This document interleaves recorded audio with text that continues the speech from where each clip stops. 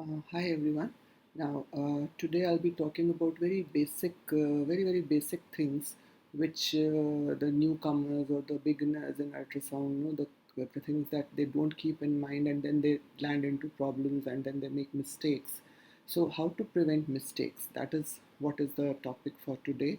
It's a theoretical lecture, but some very important points I would be telling about scanning, which many times people tend to ignore, and then because of those basic things that they have not uh, thought of, what happens, then you make a blunder sometimes just because of very basic issues. So let us just start systematically. What are the things that you should always keep in mind when you are scanning, or when you are starting a scan, when you are a newcomer and you are inexperienced a bit. You should not compare yourself with the master as early as, like in initial stages only you start comparing yourself with the master, right? So that would land you into trouble. So make proper preparations, make proper evaluations, be very careful. All those points you should keep in mind. So I'll go one by one, and we will talk about how you can prevent mistakes. First of all, whenever you are calling a patient for scanning, no, the proper patient preparation should be there. Until and unless, yes, if it's an emergency, obviously you will not be able to tell the patient that you should have come prepared and all. Then you have to manage with whatever is there. But otherwise, if you are doing a scheduled scan, then you should always give a proper instructions to the patient so that the patient comes prepared.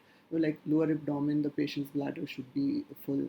Upper abdomen, patient should be empty stomach. If you're going to do something for GI pathology, then overnight fasting is preferred. If you're just going to look for gallbladder and no, kidneys and upper liver and all, you can even make do with 6 to 7 hours of fasting.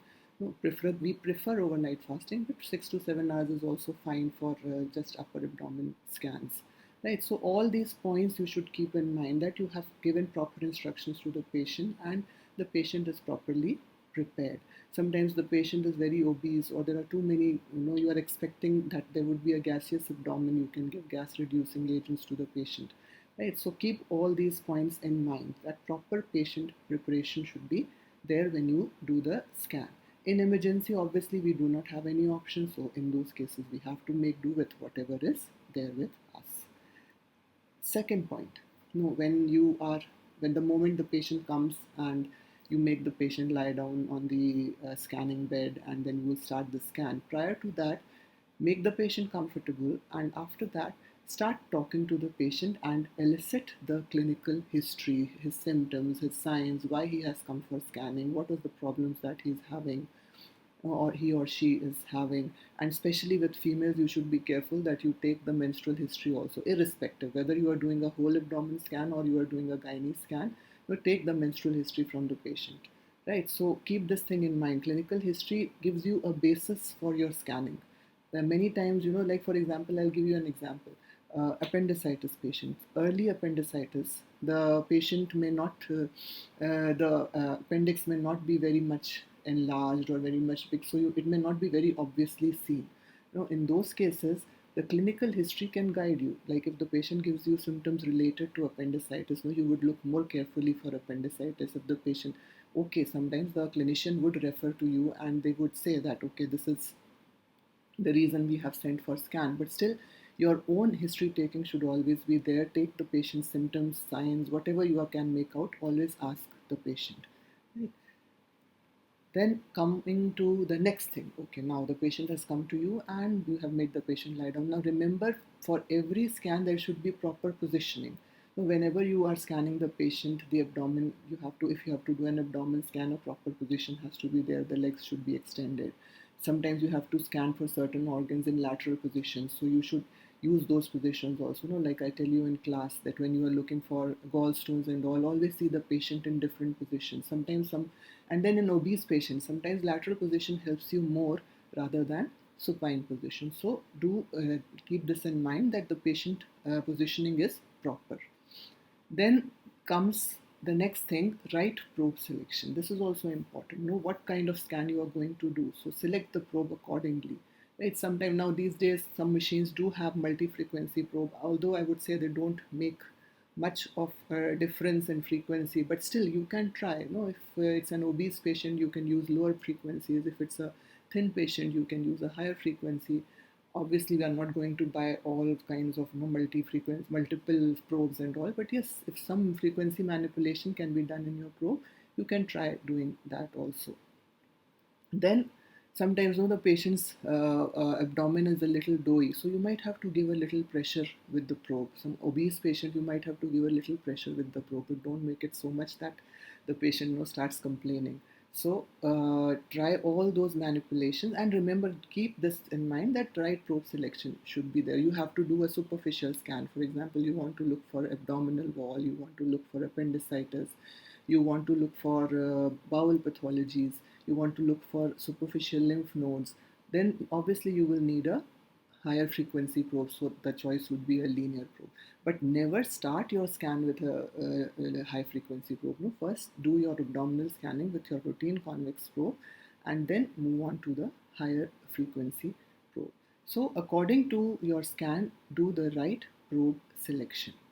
Then we come to the next point, that is, okay, the point number is wrong, but it's okay, we'll take it as a fourth point, that there should be appropriate machine adjustments. Now this is very, very important. Whenever you are going to do a scan, many people, what happens when you give them the machine, you may give them the best of the machine, but because they're not aware of the knobs of the machine, they are not aware of the machine adjustments, they would not get a good picture. Right, so always be aware of the machine adjustments, know how to adjust the gain, when you have to do gain manipulation, thin patient, fat patient, upper abdomen, lower abdomen, the gain settings have to be changed. No, you don't use the same gain settings for all patients, so TGC settings have to be changed. Then depth settings have to be changed according to whether the patient is thin or fat. So make proper adjustments with the machine, the basic adjustments. Most of the machines, they have these presets in the machine. So when you start scanning, you will see that there is a preset for first trimester, second trimester, third trimester, abdominal scanning, renal scanning. So you can always select the preset first, and then you move on to making finer adjustments after that. It is not that the preset will do all your job, but it will do your basic job according to the patient. Now, next point, standard image orientation. Again, this is very important. Where is you should be oriented to the image. You should know the conventional way of scanning. You should know that I have to represent, where I have to represent superior on the screen, where I have to represent inferior on the screen, which is anterior, which is posterior, which is right, which is left. Your probe should not go on, the pictures you are taking, sometimes right is shown on one side and left is on the other side. So you should always have a fixed way of scanning. The standard scanning orientations that are there in the books, like if you're scanning the uterus, you will always notice the standard book pictures will show you fundus on the right side and the cervix and vagina on the left side. So superior on the right and inferior on the left side of the screen. Same way, when you're doing a transverse scan, the pictures would show you right side of the patient on the right side of the screen and left side of the patient on left side of the screen. So that is how all your images should be properly oriented. Then always follow a protocol. You should be aware what are the protocols for different types of scanning. When I'm doing an abdominal scan, when I'm doing a renal scan, when I'm doing an obstetric scan, when you're doing a gynae scan, everything has a proper protocol that I have to do this after the second point, third point, fourth point. This way your scanning time will also be reduced and you will not miss on anything. Like I've seen many times what happens, people are doing an anomaly, let us say an 18 to 22 week scan, and they're looking for gross anomalies. So they just concentrate on the gross anomaly part. They forget that there are other things also that have to be seen. You have to see the placenta, you have to see the liquor, you have to see the fluid, you have to see the cervix. Every point has to be noted. So sometimes if there is an anomaly, you get involved so much with the anomaly that you forget about other things. So always go by a fixed protocol, 1 point, 2 point, 3 point, 4 point. Then we come to the next point. The next thing, observe carefully. This is very important because you are doing an imaging. And if your attention is not on the screen, obviously you are going to miss things. Obviously you are going to miss things. You have to be very careful with your scanning. You have to see carefully. You have to be, your whole concentration should be on the screen. When you are talking too much while doing the scan, it will create a problem for you. Your attention will get diverted. So pay attention to the screen. That is most important while you are doing the focusing also. And always pay extra attention to areas of relevance. What do I mean by that? That whenever you are getting some kind of a clinical history from the patient, or some portion the patient is saying there is a lot of pain or tenderness, or she's telling you, complaining of you some kind of discomfort in some area, just see carefully over there. Don't ignore that what the patient is saying. No, maybe she's saying like this, only there's no nothing. No, see carefully. Sometimes you may pick up clues there, and this will help you in further diagnosis. Then we come to another thing. Yes, this is also very important. Switching probes when required. Now here I would give a lot of stress on use of transvaginal scan in obstetric and gynae patients. Many people I have seen, they avoid TVS. Avoiding TVS will land you into a big problem sometimes. Transvaginal scanning gives you a lot more information than the abdominal scan in obs and gynae cases. So you should be very particular about this part, that if required and if there is no contraindication, never hesitate to do a TVS. Anytime you find anything doubtful. No, I have seen people making a simple mistake, a simple diagnosis wrong, like myomas. There are sometimes shadows coming when you are doing an abdomen scan and you think this is a myoma. So TVS if you do and you find there's nothing there. So keep this in mind, that whenever you are scanning, always try to switch to the other probe if it is required. Like for example, abdomen scan also, you have found something in the superficial bowel area, or let us say there is something fishy you find in the appendiceal area, then just switch on to the higher frequency linear probe. Now when we talk about probes, now I told you already, for economy reasons you may not be buying so many probes. So it depends. If you're going to do more of abdominal scans, buy abdominal convex probe and a linear probe. If you're going to do more of gynae scans, then buy a convex and a transvaginal probe. Transvaginal probe will work for you as a basic high frequency probe if you in place of linear sometimes, right? So it is up to you what how much you want to invest and how many probes you want to buy. Then correlate ultrasound findings with clinical. Now this is the most important point. Right. Always correlate your findings with the clinical findings. If you can fit both the things together, if they fit in like a jigsaw puzzle, then you are almost reaching a correct diagnosis, or you will be able to pinpoint the diagnosis. No. So many things will look very similar on ultrasound: an abscess and a hemorrhagic cyst, or an abscess, or any hypoechoic mass. Sometimes they may look all the same, but abscess will have a different history, a hemorrhagic cyst patient will have a different history, right? So history will always help you, and clinical findings, when you correlate with them, things will become more clear and your diagnosis would be more precise. Then another point. Now this is again an important thing. Do not create something which is not there. No, ultrasound is a highly operator dependent technique.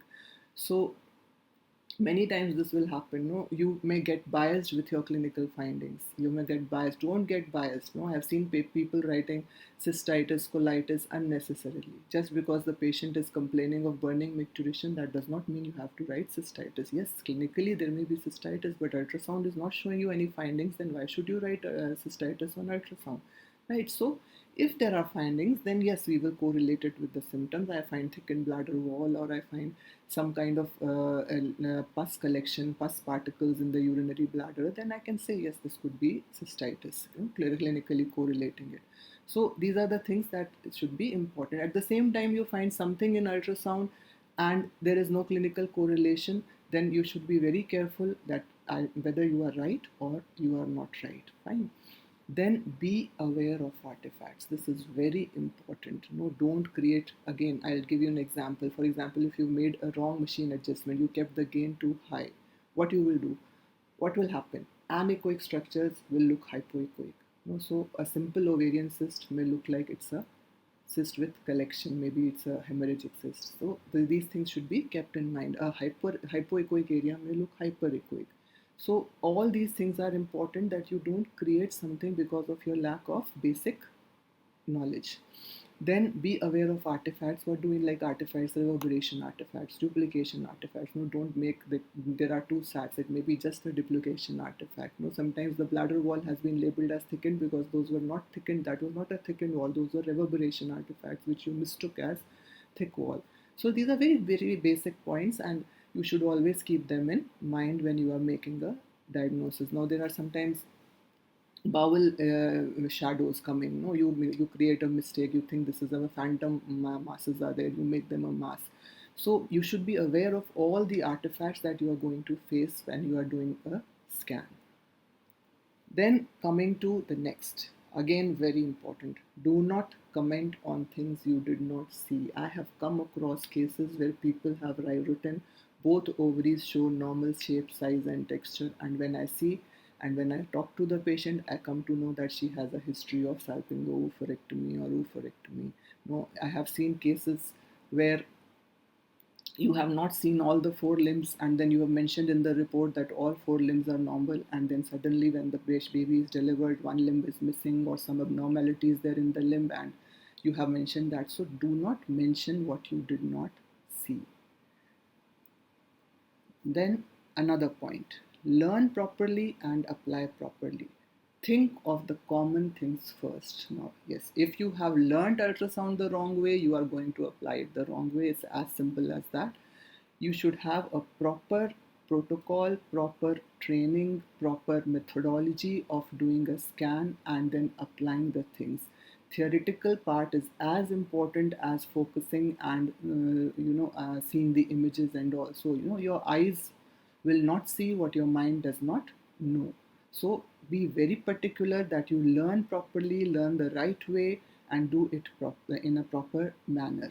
No, and whenever you are scanning, many times, this happens. Just recently, one of the students, she asked me, how should I differentiate between corpus luteum cyst and an ovarian ectopic? And okay, yes, it would be a difficult job to do. But then keep this in mind, that whenever you are going to diagnose, first think of the common thing. Now, what is the first diagnosis that should come to your mind should be the common one. That yes, what is the commonest cystic area that we see in the ovary when there is a pregnancy? If I see an intrauterine pregnancy, why should I think of a ovarian pregnancy? Right. So if I don't see an intrauterine pregnancy and I see a cystic area in the ovary, I find some other things related to it. I find some symptoms, some tenderness and all, then I should think on the lines of ovarian ectopic. So always think of the common diagnosis first. You will be right 99% times. If you think of the rare diagnosis first, you will be wrong 99% of the times. So keep this always in mind. Think of the common first, and if the common is not fitting in or you find it doubtful, then think of the second or the rarer part of it, right? And then again, yes, this is important. We are not Mrs. Know-it-all or Miss Know-it-all or Mr. Know-it-all. When you are new, you are learning in the learning phase still.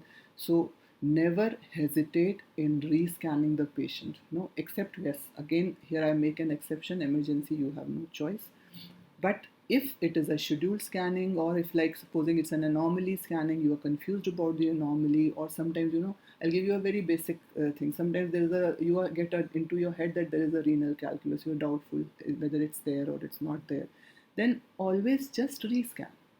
Sometimes an image fixes into your mind and you keep on seeing it even if it is not there. So just give yourself a break and rescan the patient after some time. In many cases, rescanning will solve a lot of your doubt. Like there is a uterine contraction and you have a doubt whether this is uterine contraction or this is myoma, or the placenta is looking very odd because there is a uterine contraction behind it. So wait, let the contraction pass, rescan the patient again and see, right? And yes, if you are still confused, if you have not been able to make a diagnosis, then there is no harm ever in taking a second opinion from an expert, right? But first, do your best. Otherwise, you will not gain confidence. If you are always relying on an expert, then you will not gain confidence. Do your bit completely, and then if you still doubt and you feel that no, I should not give this, I should not report this, then be very cautious, then take a second opinion. Better safe than sorry. And the last thing that is there, read and update. See lots of images, go into image discussions, talk to people, learn from them wherever you can get learning resources. Never hesitate in learning from anyone. No, till because see, we know ultrasound. Forget about ultrasound. Medicine itself is an evolving science, so updation will always be required and always be needed, right? So keep all these points in mind. And one very important last point that I am telling you, do not hurry. Do not hurry when you are scanning. See with patience, look around properly, do not miss the points. That is why I said follow the protocol. If you will do a scan in the hurry, you are definitely going to make a mistake. You cannot compare yourself with a person who's done 50,000 scans or so. That person's speed may be much faster because his eyes or her eyes can catch faster, right? So when you are new, you might will have to go slower. And even later, whenever, howsoever expert you may be, if you are not going to spend time on the patient, you are definitely going to make mistakes. So I hope all these points will be in there in your mind and you will keep them with them. There was a little confusion in the numbering, so don't do on that, pardon me for that. And hope these things would be helpful for you. Thank you.